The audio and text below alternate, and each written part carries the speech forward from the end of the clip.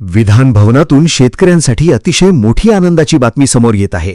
आपण येथे लाईव्ह पाहू शकता. 2017 मध्ये 1.5 लाख पर्यंत, 19 मध्ये 2 लाख रुपयापर्यंत कर्जमाफी देण्यात आली होती. ऐका ऐका ऐका ऐका त्यावेळी 2 लाख रुपयापर्यंतची कर्जमाफी देण्यात येत आहे. अल्पमुदती पीक कर्ज, थकीत कर्ज, तसेच पुनर्गठित कर्ज, फेर पुनर्गठित कर्ज या योजनेचा समावेश करण्यात आलेला आहे. बंटी साहेब, यावेळी एक महत्त्वाचा बदल करण्यात आला आहे. 2 लाख रुपयाच्या मर्यादेपेक्षा थोडी जास्त रक्कम कर्ज असल्यास शेतकऱ्यांना लाभ मिळत नव्हता. म्हणजे एकदा शेतकऱ्यांनी 2,10,000 रुपये कर्ज असले तर शेतकरी अपात्र व्हायचा.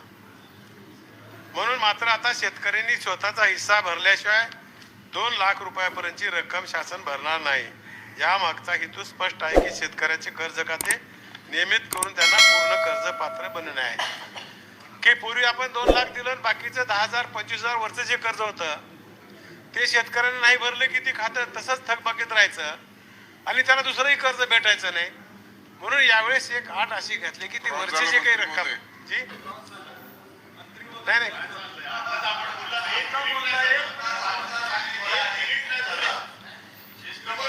रिवर्स केला. आता प्रश्न संपला. पुढे तर पाटील साहेब, तर त्यांनी ते पैसे भरावे आणि 2 लाख रुपये आपलं सरकार त्याच्या खात्यावर टाकणार. आणि असे मागल्यामुळे देखील असे थकबाकीत लोक कायम राहून गेलेले आहेत. याशिवाय नियमित कर्जफेड करणाऱ्या शेतकऱ्यांना प्रोत्साहनपर बक्षीस म्हणून 50,000 रुपये प्रोत्साहन अनुदान द्यायची तरतूद करण्यात आलेली आहे. कर्जफेडीची शिस्त लागावी, बँका चांगल्या राहाव्यात. कोल्हापूरची बँक चांगली आहे, साताऱ्याची चांगली आहे, पुणे चांगली आहे, लातूर, रत्नागिरी, रायगड. पण बाकीच्या राज्यामधल्या जिल्हा बँका सगळ्या डबगायला. जी आमची भाऊची बी आहे, नाव घेऊन ना तुमचं नाव घेऊन ना. मुंबई बँक देखील खूप चांगली आहे. आणि म्हणून एक वातावरण बदल व्हावा, पैसे भरले तर त्याला इन्सेंटिव्ह द्यावा. म्हणून या ठिकाणी 50,000 रुपयापर्यंत आपण त्यांना बक्षीस म्हणून देण्याचं मान्य करतोय. सभापती महोदय, योजनेचा लाभ किती लोकांना होणार आहे? 56 लाख शेतकऱ्यांना मिळणार असून 36,500 कोटी रुपयाचा उपक्रम आहे. माझ्या माहितीप्रमाणे महाराष्ट्रातील सर्वात मोठी कर्जमुक्ती योजना ही ठरणार आहे. खात्रीपूर्वकच आहे साहेब. यापूर्वी कर्जमाफी योजना लाभ घेतलेल्या शेतकऱ्याबद्दल चर्चा झाली. समितीने काही निर्बंध सुचवले, मात्र समितीने सुचवले ते निर्बंध ह्यांना देऊ नका म्हणून. पण सरकार, शासन हे आपल्या शेतकऱ्याच्या विचाराचं आहे, शेतकऱ्याचं कौतुक करणार आहे पाटील साहेब. आणि म्हणून ते शिफारस त्यांची धुडकावून लावली आणि 50,000 रुपये देण्याचं मान्य केलेलं आहे. आता मात्र OTS विषय आहे. 1 टाइम सेटलमेंट म्हणतो आपण. एकदा OTP झाली की 1 टाइम सेटलमेंट झाले की त्याला कर्ज पुन्हा कधीच भेटत नाही. परंतु यावेळेस याबाबत अनेक प्रश्न उपस्थित झाले. 2 लाखापेक्षा अधिक कर्ज असल्यास शेतकऱ्यांनी आता सांगितलं भरल्या त्यांना लाभ मिळणार आहे. हे जरी खरे असले तरी आपण सर्व व्यापारी बँकांना, केवळ जिल्हा बँकेलाच नाही तर व्यापारी बँकाला ग्रामीण बँक सवलत देण्याचे निर्देश दिलेले आहेत. प्रत्यक्षात शेतकऱ्यांना जी थकीत रक्कम आहे त्यापेक्षा कमी रक्कम भरावी लागणार आहे. या ठिकाणी एखाद्या शेतकऱ्याला 4 लाख कर्ज आहे, 1 टाइम सेटलमेंट मध्ये 3 लाख रुपये झाले, तर त्या शेतकऱ्याने 3 लाख रुपये भरायचे नाहीत. 1 लाख रुपये त्यांनी भरायचे. 2 लाख रुपये सरकार त्याच्या खात्यावर टाकणार आहे. कारण जर आपण नाही दिलं तर ते पैसे भरत नाहीत, मागला अनुभव आपला, आणि ते खातं तसंच राहत आहे. आणि OTS केल्यानंतर त्याला कर्ज भेटत नाही. पण तशा प्रकारच्या सूचना सरकारने सगळ्या बँकाला देत की पुन्हा कर्ज त्या शेतकऱ्यांना द्यायचे आहे. ही एक नवीन त्याच्यामध्ये सूचना केलेली आहे. विशेष म्हणजे, आणि पुन्हा त्यांना लगेच पैसे भरायचे नाही. तुम्ही म्हणताल किंवा 2 दिवसात भरा, 3 दिवसात भरा. 31 मार्च 2027 पर्यंत या लोकांनी वरचे पैसे भरायचे आणि आपण त्यांना 2 लाख रुपये त्यांना देणार. म्हणजे याच्या देखील आपण थोडीशी मुभा दिलेली आहे. अध्यक्ष महोदय, अग्रेटिक आणि आधार प्रमाणीबाबत काही शंका व्यक्त करण्यात आल्या. ॲग्रिस्टॅग मी स्पष्ट करू इच्छितो की ॲग्रिस्टॅगमध्ये नाव नसल्यामुळं कोणत्याही शेतकऱ्यांनी वंचित राहणार नाही. प्रथम त्याची नोंदणी करून घेतली जाईल आणि त्यानंतर त्याला योजनेचा लाभ दिला जाईल. आवश्यक असल्यास त्यासाठी विशेष मोहीम राबविण्यात येईल. जिल्हाधिकारी महोदयाच्या अध्यक्षतेखाली जिल्ह्याला एक समिती स्थापन केलेली आहे आणि त्याचा आढावा घेतील आणि तिथल्या तिथं त्यांना मार्गदर्शन करून त्याचा निपटारा करण्याचं काम आपल्या सरकारच्या वतीनं करत आहोत. या चर्चेदरम्यान अनेक मान्य सदस्यांनी विधायक सूचना मांडल्या. नियमित कर्जफेड करणाऱ्या प्रोत्साहन अनुदानाची रक्कम, सत्रामधील पात्र वंचित राहिलेले लाभार्थी, सिबिल स्कोअरचे प्रश्न, अल्पभूधारक शेतकऱ्यांच्या अडचणी यासारखे अनेक मुद्दे मांडण्यात आले. सर्व सूचनांना शासन सकारात्मक विचार करेल.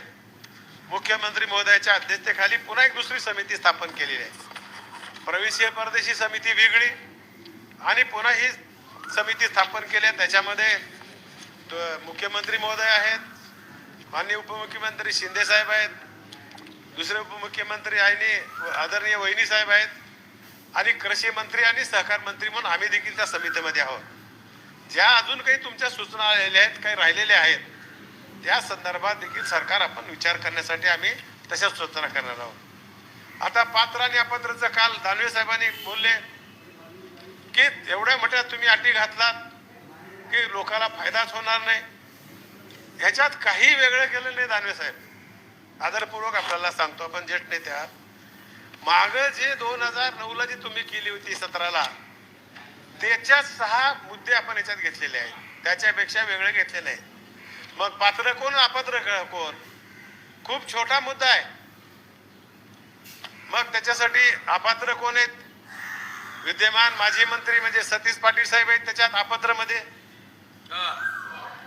आमदार, खासदार, आपण सगळेच आहोत, आयकरदाते आहोत, सरकारी कर्मचारी, सार्वजनिक उपक्रमातील अधिकारी कर्मचारी, तसेच सार्वजनिक स्वराज्य संस्थेचे लोकप्रतिनिधी यांना योजनेतून वगळण्यात आले आहे.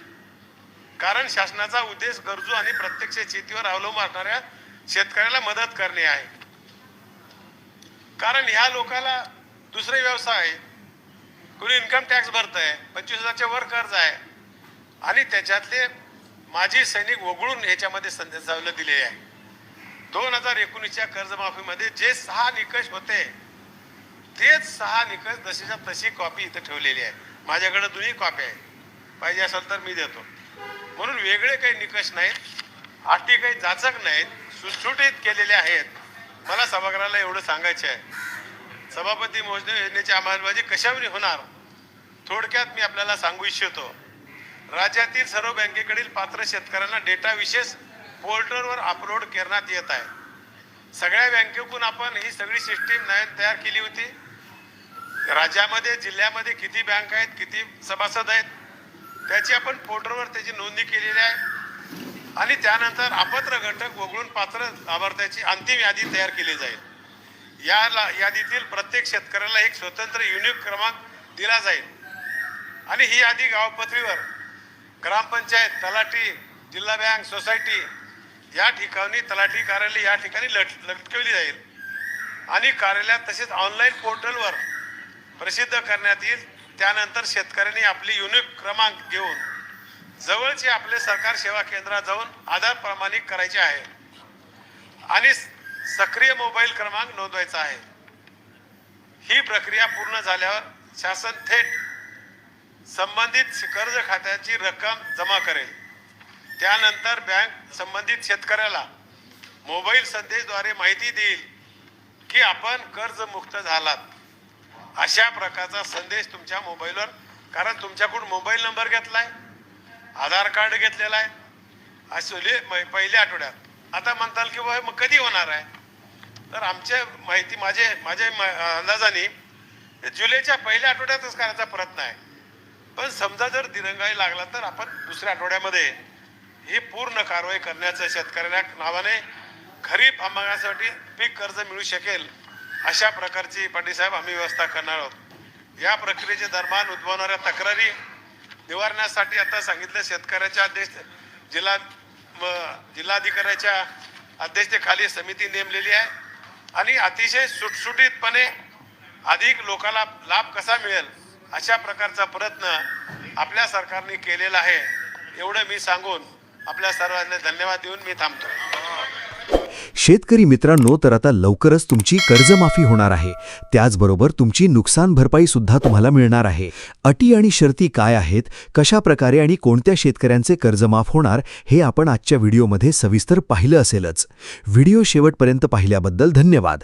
पुढील अपडेटकरिता अजून तुम्ही चॅनलला सबस्क्राईब केलं नसेल तर आत्ताच करून घ्या.